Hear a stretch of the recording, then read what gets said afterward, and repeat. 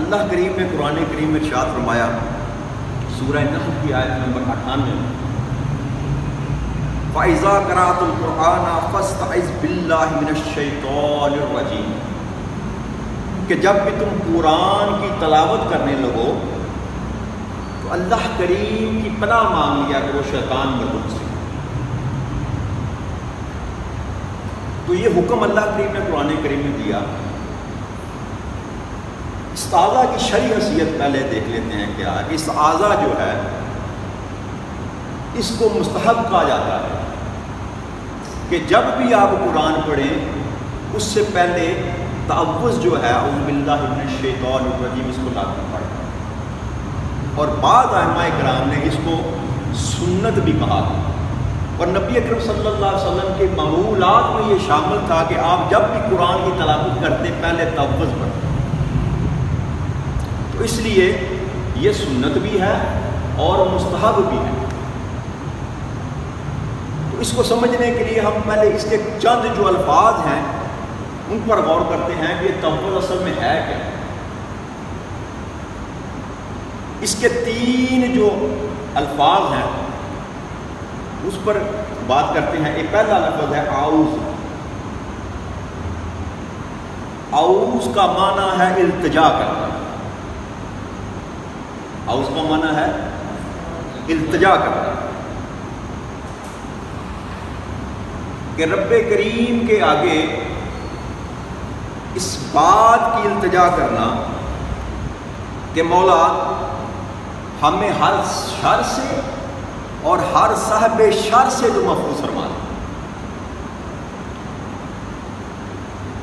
اور اپنی ذات کو رب کریم کی ذات کے ساتھ وابستہ اور منسلک کر لینا، یہ ہے اعوذ کا معنی۔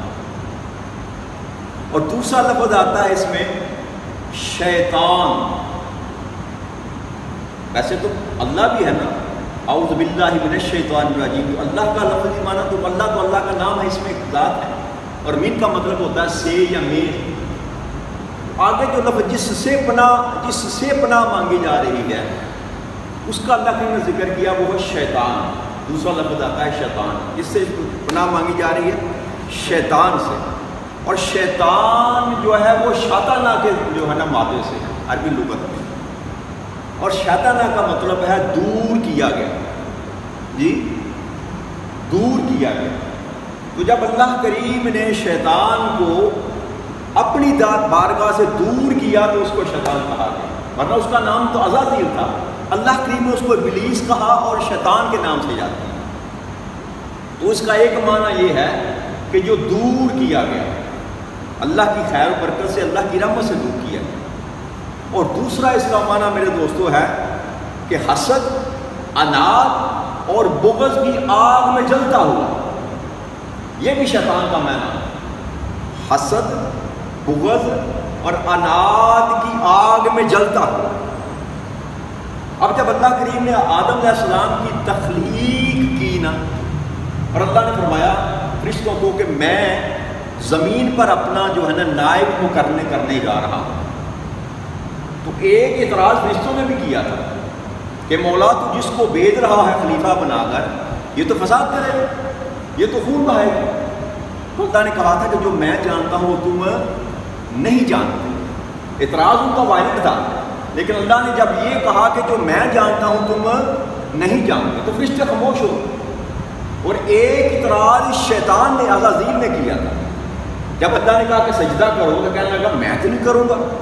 اللہ نے فرمایا تو کیوں نہیں کرے گا، تو کیوں نہیں کرے گا؟ تو اس نے کہا کہ تو نے اس کو مٹی سے پیدا کیا ہے، مجھ کو تو نے آگ سے پیدا کیا، میں تو افضل ہوں، میں تو ہے۔ یہ بھی حقیقت تھی، ہے وہ بھی حقیقت تھی کہ اللہ کریم نے فرشتوں نے کہا کہ یہ فساد کرے گا اور یہ خون بہائے گا، تھی وہ بھی حقیقت، لیکن فرشتے ادب میں رہے اور آگے سے سوال نہ کیا، اپنا سر جھکا دیا۔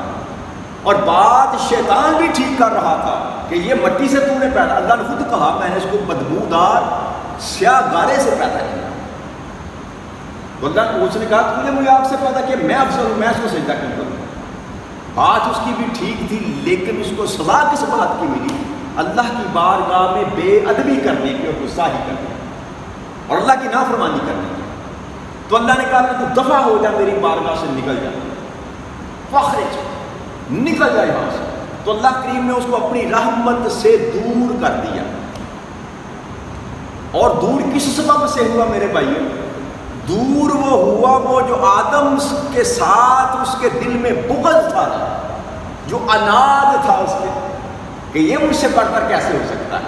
حسد اسی طرح سے ہوتا ہے نا، آپ سے کچھ بڑا ہے، حسن میں زیادہ ہے، مال میں زیادہ ہے، دولت میں زیادہ ہے، عزت میں زیادہ ہے، شہرت میں زیادہ ہے، علم میں زیادہ ہے، تو تبھی حسد کیا جاتا ہے نا. یا کوئی آپ کا مقام جو ہے جس کی وجہ سے آپ کا مقام جاتا ہے تو پھر حسد پیدا ہوتا ہے. تو جب اس نے دیکھا کہ میں تو معتبر تھا سارے عالم میں، شیطانوں کا بھی میں استاد، استغفر اللہ، ملائکہ کا بھی میں استاد تھا، تو یہ کیا ہوا؟ مجھ سے سجدہ کروایا جا رہا ہے، تو اس حسد کی آگ میں چل گیا. تو شیطان کے دو معنی ہوئے، ایک دور کیا گیا اللہ کی رحمت سے، اور دوسرا حسد، بغض اور اناد کی آگ میں جلتا ہوا. اور تیسرا لفظ ہے میرے بھائیوں رجیم. یہ رجم سے ہے، رجم کہتے ہیں پتھر کو، اور یہ جو سنسار کیا جاتا ہے نا اس کو بھی رجم کہتے ہیں، پتھر مار مار کے مار دینا. یہ بھی قرآن کریم میں کئی جگہ پر مقام پر اللہ نے اس کا ذکر کیا. جیسے نوح علیہ السلام کو انہوں نے کہا کہ تو اگر ہماری بات نہ مانے گا تو ہم تمہیں سنسار کر دیں گے.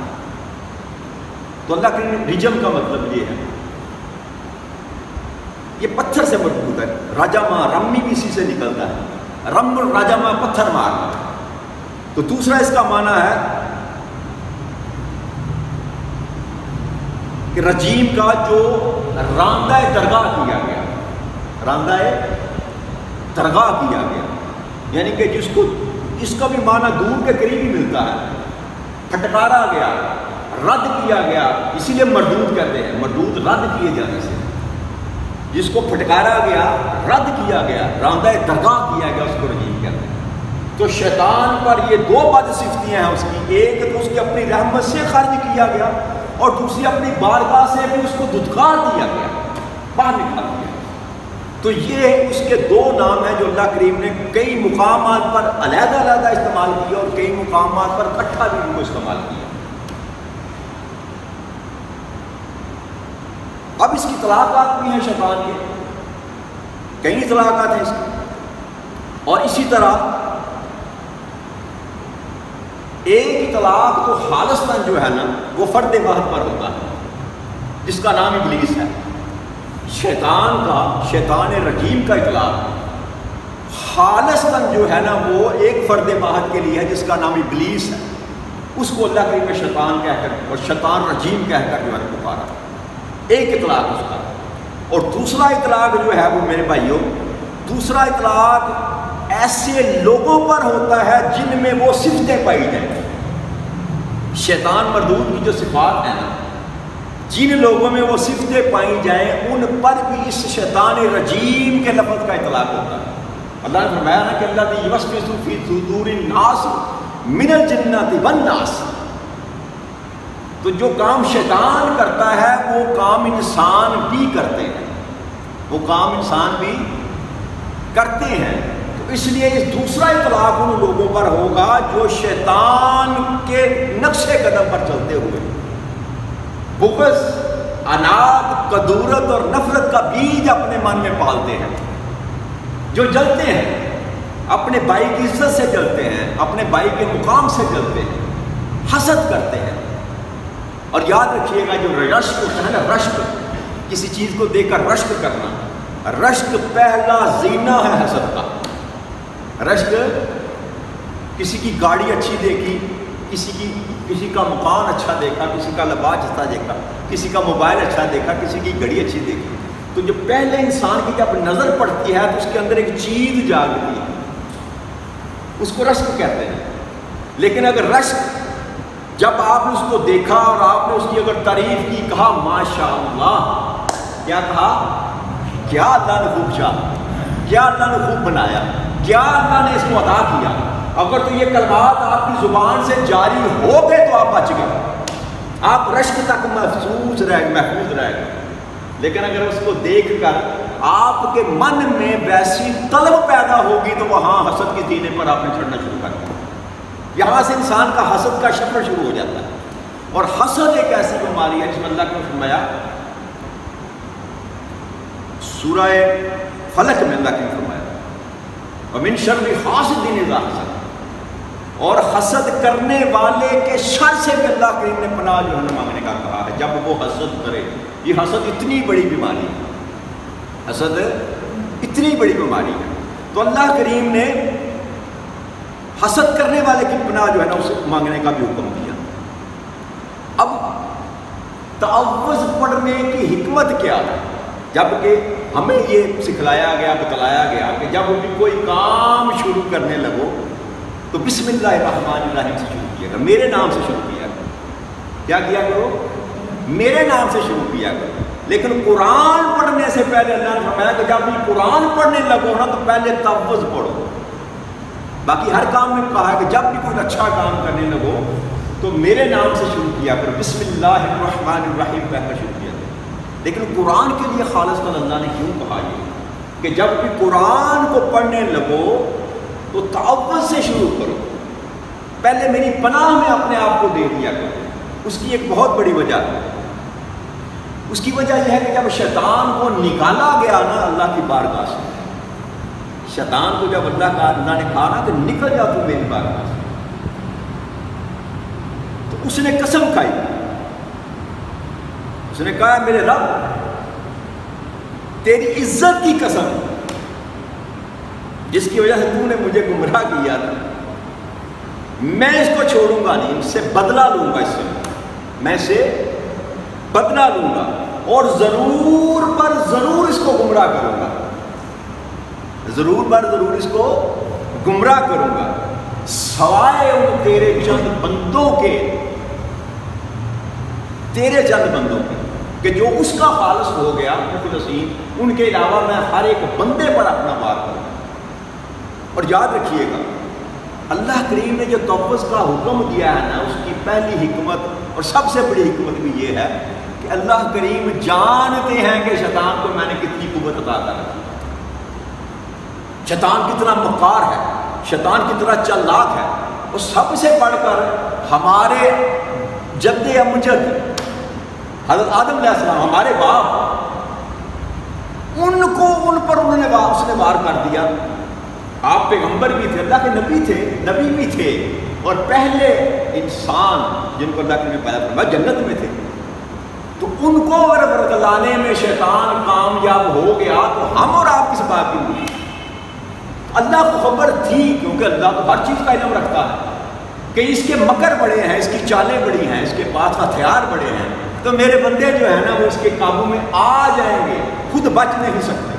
ہم خود اللہ کی پناہ کے بغیر شیطان سے بچنا ممکن. یاد رکھیے گا جو بندہ اس گمنڈ میں رہا نا کہ میں بچ جاؤں گا وہ پکڑا گیا. وہ شیخ عبد القادر جیلانی رضی اللہ تعالیٰ عنہ, آپ جب آپ کا دل کرتا کبھی کبھار شہر سے باہر نکل جاتے ہیں تنہائی کے لیے, آپ فرماتے ہیں کہ ایک دن میں شہر سے باہر نکل گیا, جا کے بیٹھا تو زور سے آسمان پر نا بجلی کڑکی اور بادل گرجا.